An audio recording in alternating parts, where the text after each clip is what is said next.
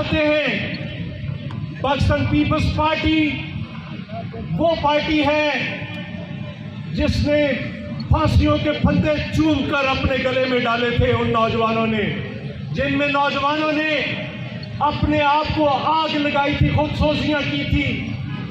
Pakistan peoples party वो है जिसके लोगों ने कोड़ों की जनकार पे इनकलाब का रक्स किया, जिनके नौजवानों ने शाही किलों के अंदर अपनी जवानियां गंवा दी, जेलों की सौंपतें बर्दाश्त की, लेकिन कभी एक लम्हे के लिए सामने झुके हैं ना बिके हैं, बल्कि डट कर मुकाबला किया। मैं भी उसी का एक कारकुन हूं। जुल्फकार अली भुट्टो शहीद का ज़ियाउल-हक के दौर में मैंने पाकिस्तान पीपल्स पार्टी में बतौर स्टूडेंट अपनी शमूलियत का आगाज किया था। इस मुल्क के गरीबों, मेहनत कशों नौजवानों के फलसफे के साथ, तालिब इल्मों के फलसफे के साथ, इस मुल्क में कुचले हुए तबकात के फलसफे के साथ खड़ा रहा और आज भी खड़ा हूं। मैंने किसी डिक्टेटर के तलवे नहीं चाटे और किसी जालिम असलात के सामने नहीं झुका। 50-60 बड़े गांव के लोगों के खिलाफ जाली और झूठी दरखास्तें लेकर इलेक्शन से पहले रेड करने शुरू कर दिए।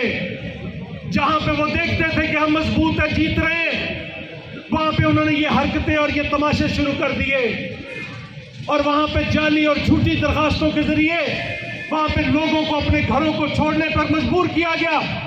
और आप मुझे बताएं, अगर किसी गांव के, किसी मोहल्ले के 5-7 मेन लोग छोड़ के चले जाए गांव, पुलिस रेड कर रही हो मुसलसल और मुकदमा कोई दर्ज ना हो, तो उस पोलिंग स्टेशन का कौन पुरसाने हाल है। और मैं अभी नहीं बताना चाहता, मेरे पास एक पूरी लंबी लिस्ट है किन किन लोगों की पुलिस के जरिए हमदर्दियां तब्दील करवाई गई। यहां पे पुलिस ने जो कुछ किया है, जो कुछ जिला इंतजामिया ने किया है, मैं एक दिन यहाँ पे दफ्तर में बैठा था, उठकर यहाँ पे मैं डिस्ट्रिक्ट रिटर्निंग ऑफिसर के पास आया हूँ। ये क्या हो रहा है? ये कितनी जहाजी साइज की फ्लेक्सेस हैं? आप मुझे बताएं, मैंने कोड ऑफ कंडक्ट वायलेट किया है? कहता जी नहीं किया। तो मैंने कहा फिर बाकी लोगों को अमल दरामद करवाना किसकी जिम्मेदारी है? यहाँ पे इलेक्शन से एक दिन पहले सड़कें बनती रही, यहाँ पे उम्मीदवार जाते थे, ऐलान करते थे, अगले दिन सड़क शुरू हो जाती थी। हमने इन हालात में मुकाबला किया, कल भी किया था। और फिर रतने वाला यहाँ पे लोग आए हैं, वहां के गांव में जाकर वहां पे जो कुछ किया गया जिस तरह से लोगों के खिलाफ, और मैं ये प्रेस के सामने कहता हूं, अगर रतने वाला थाना गंडा सिंह वाला पर्चा सच्चा है तो मैं अपने आप को पेश करता हूं। उसका मुद्दई अगर जेन्युइन है, पर्चा सच्चा है, तो मैं अपने आप को पेश करता हूं, मुझे उसमें चालान कर दिया जाए।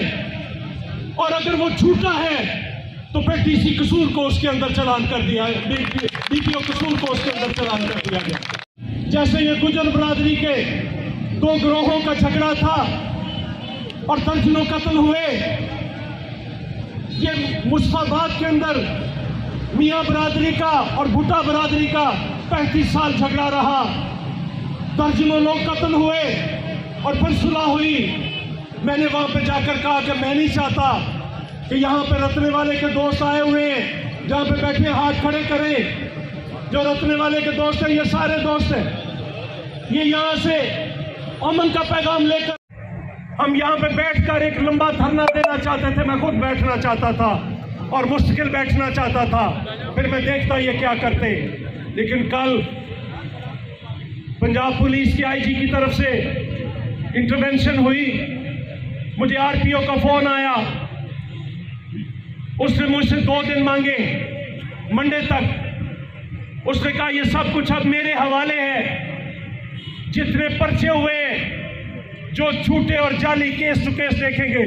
लेकिन मैंने आरपीओ साहब से कहा कि सिर्फ यहां नहीं, कसूर नहीं, फिर आप जिस रेंज की आरपीओ हैं उसमें शेखपुरा और ननकाना भी है, मैं सब पर्चे लेकर आऊंगा और एक कमेटी बनाऊंगा तीनों अजला की और सारे पर्चे आपके सामने रखेंगे।